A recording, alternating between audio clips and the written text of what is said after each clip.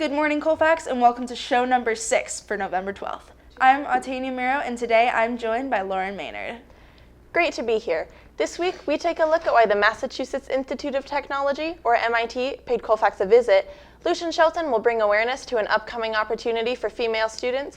Dude Be Nice Week rolls on, and Mary O'Rourke is back on the sports stage to take you around the PVL. Welcome to the show.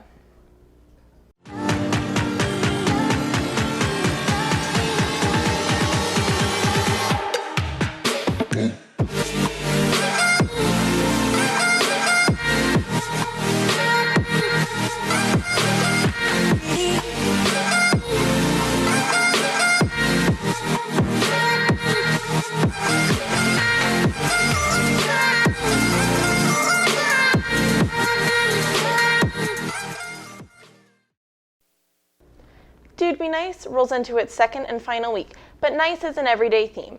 You might have heard some shout-outs over the bulletin on Friday, and we at CTV thought that was such a good idea that we will carry on the shout-outs every week on the show. Here's our first installment of Shout It Out. Shout it out.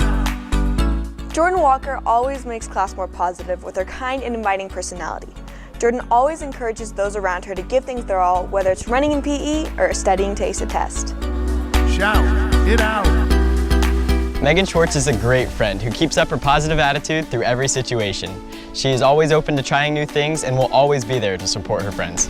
Shout it out. Casey Stapleton does a lot of behind-the-scenes work, especially for Link Crew. She is an important person, and Link Crew wouldn't be the same without her.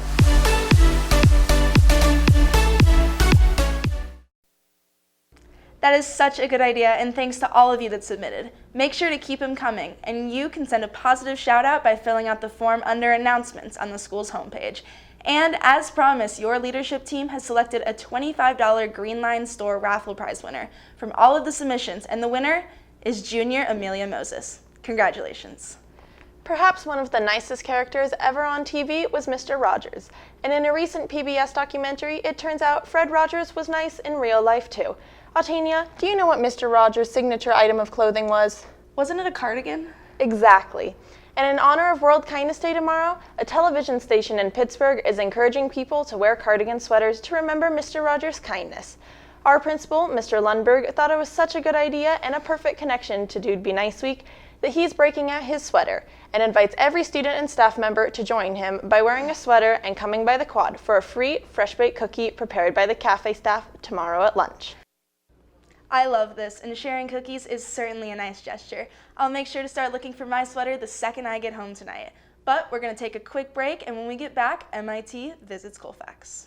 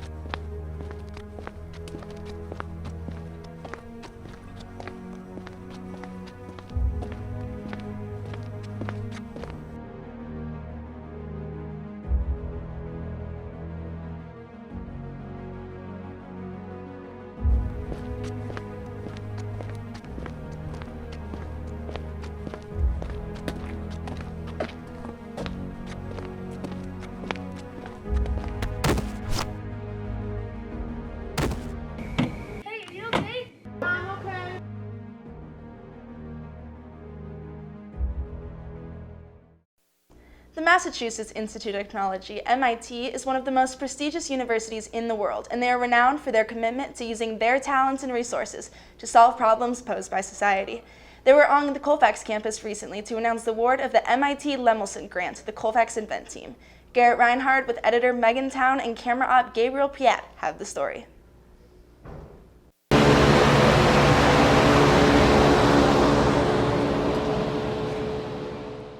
Every year, the Massachusetts Institute of Technology, or MIT, awards select high schools from around the country with a $10,000 invention grant. This year, Colfax was selected. We always look for projects where there's a passion behind the problem. And the problem that the students here want to work towards solving is a problem that we've seen on our national news for several years now. And so I think the problem just spoke to the judges as well as to us at the Lemelson MIT program. Due to thousands of deadly California wildfires, the Colfax Invent team was motivated to reduce the severity of future fires. But the problem is when they go in and clear, like if you look even over here where we have these trees, if you take out some of those big trees, you kind of clear a small amount of space. But that underbrush is really the big problem. So because when the fire starts, it climbs the brush into the canopies. Because a lot of those trees can survive fires, natural fires. Right. But the problem is with that built-up amount of underbrush, it goes higher in the canopies and it burns a lot hotter. Okay. So it actually destroys the trees that are normally pretty dependent on the fire. They plan on creating a machine that makes brush easier to store and get rid of in a more environmentally conscious way. In my eyes, at least, a cottage industry to help with the big logs, but we need something to do with The underbrush. the underbrush and the offcuts, and just kind of small biomass you can't really store in anything. The Colfax Invent team consists of highly motivated and hardworking students that plan on seeing the solution of this problem. Students will work very hard to solve a problem that they've selected. And they're going to grow in many different ways, but I think they'll take the growth that is unique to them into college and careers. This is Colfax's third MIT grant, and there is no doubt they will work hard to make this one count too.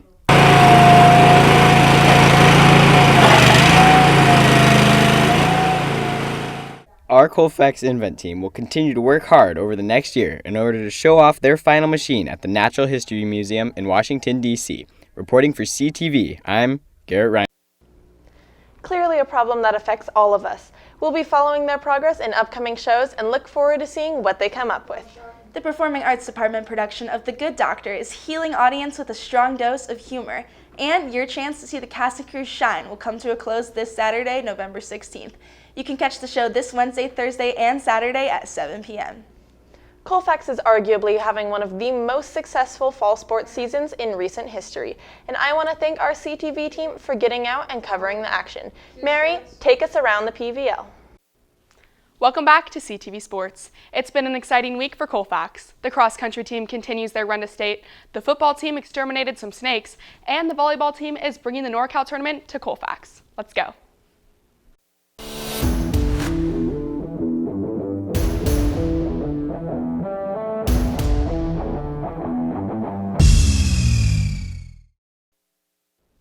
On September 20th, Colfax played Union Mine in a preseason game, and the Diamondbacks shocked the Falcons, winning 36-21. Fast forward 6 weeks, and the two teams find themselves paired up in the CIF Division V playoffs. And there is no better test of coaching staff and a team's growth than to face an opponent in the preseason and again in the postseason. On the road and trailing 14-17 at halftime, the Falcons needed to get some momentum in the third quarter. But it was Union Mine that seized momentum with a long drive and touchdown, taking a 10-point lead. It would have been easy to pack it in, but the Falcons rose to the occasion and a second-half shootout ensued. At the end of 3 quarters, Union Mine still held a 10-point lead, but Colfax took to the air with a Wyatt Newman to Peter O'Brien touchdown to draw within 4, and followed it up with solid defense and a steady dose of Daniel Bliss and John Beckman running the ball, resulting in a Beckman touchdown and the Falcons' first lead of the night. The excitement was short-lived when Union Mine's Evan Beck scored on another rushing touchdown to take a 38-35 lead with just 4 minutes to play. The Diamondbacks would get the ball back with the lead, only 3 minutes on the clock, and on a turnover-free night, victory in their sights. After Jason Holmes' pivotal interception, Colfax would have one last chance. Keeping the ball on the ground for 6 straight plays, the Falcons faced a pivotal 3rd and 9, and got it when Wyatt Newman connected with John Beckman for 37 yards.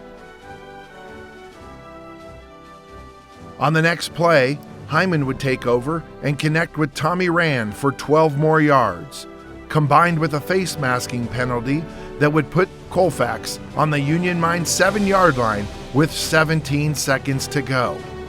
After a 5-yard run by Beckman, Coach Martello was left with 6 seconds on the clock and a decision to run one play for the win or trot on reliable field goal kicker Dylan Garcia.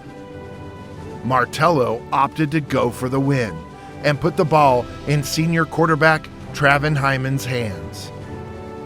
Giuliano Martello's diving catch would give the Falcons the win and prove just how far the Falcons have come over the course of the 2019 season.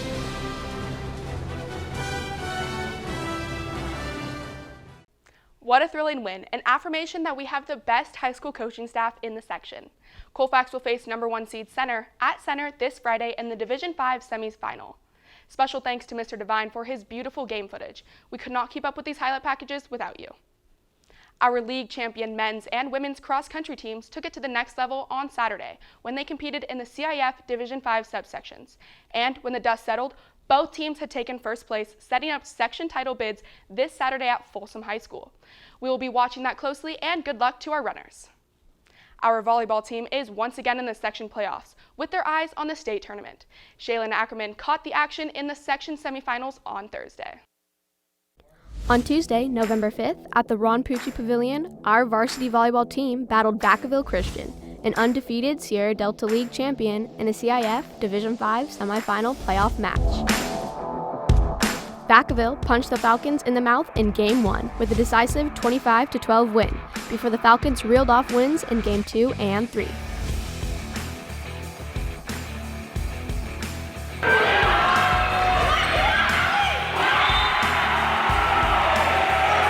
The Falcons were down 18-8 in Game 4 and came roaring back only to lose 22-25, requiring a decisive Game 5.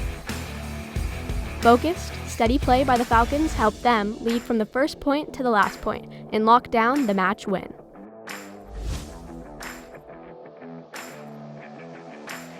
The Nest was certainly riled up as the girls came back to win the second, third, and fifth match. Celebrations were seen by coaches and by senior Michael Lavigny, who was playing a game within the game. His victorious volleyball dances could be seen hyping up the crowd in the fifth set.